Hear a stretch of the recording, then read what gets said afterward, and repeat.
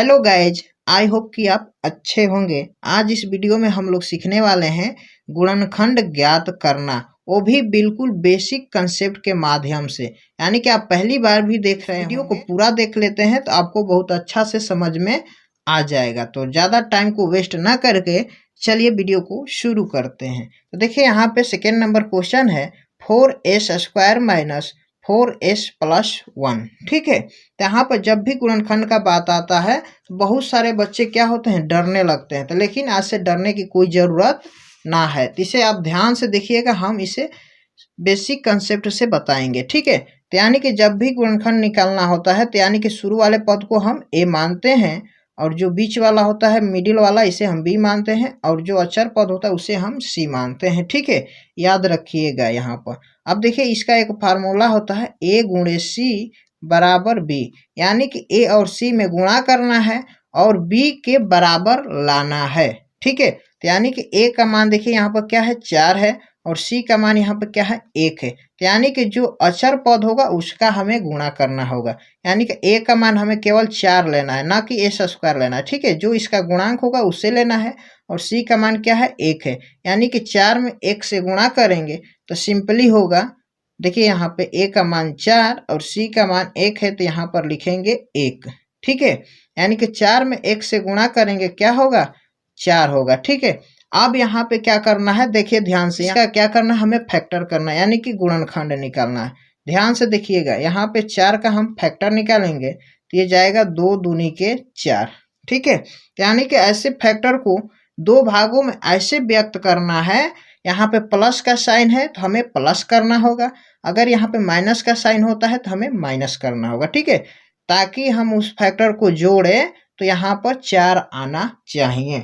ठीक है, तो यहाँ पर देखिए इसका फैक्टर क्या आया, 2 गुणे 2, तो यानी कि हम 2 में 2 से गुणा करेंगे तो सिंपली 4 होगा। ठीक है, अगर हम 2 में 2 को जोड़ेंगे तो ये भी क्या होगा, 4 होगा।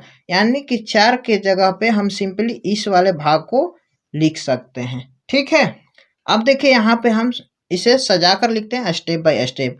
यानी कि शुरू वाला जो पद है उसे ज्यो का त्यों लिखेंगे, यानी कि 4s²। ठीक है, माइनस का साइन है तो देंगे माइनस।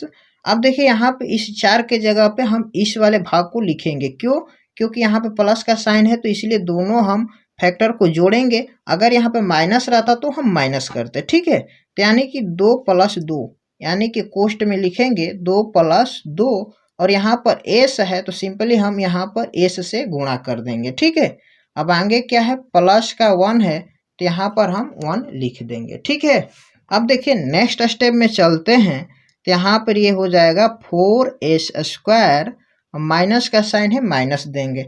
अब देखिए इस 2 में s से गुणा करेंगे तो ये होगा 2s।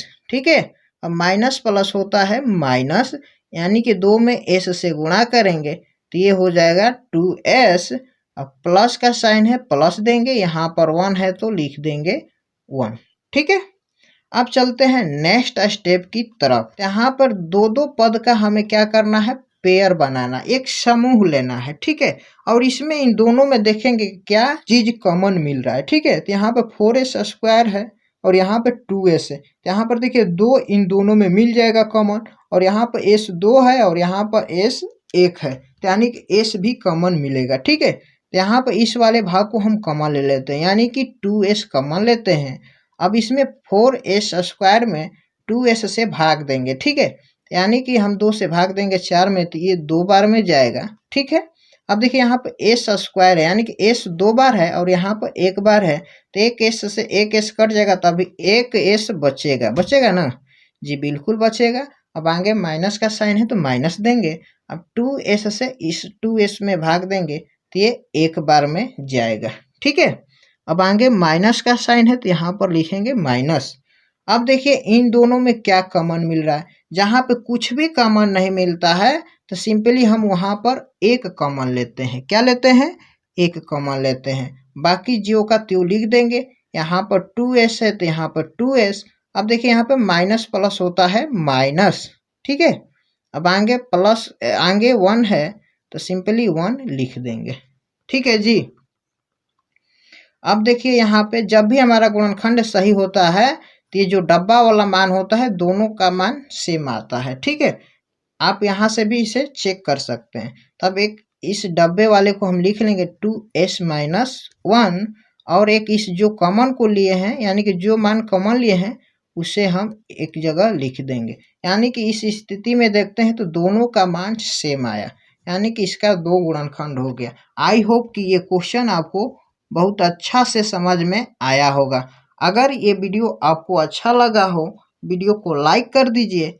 चैनल पर आप नए हैं तो चैनल को सब्सक्राइब कर दीजिए और बेल का आइकन को ऑल पर प्रेस कर दीजिए ताकि इसी से रिलेटेड और सारी वीडियो आपको मिलती रहे। तब तक के लिए बहुत बहुत धन्यवाद।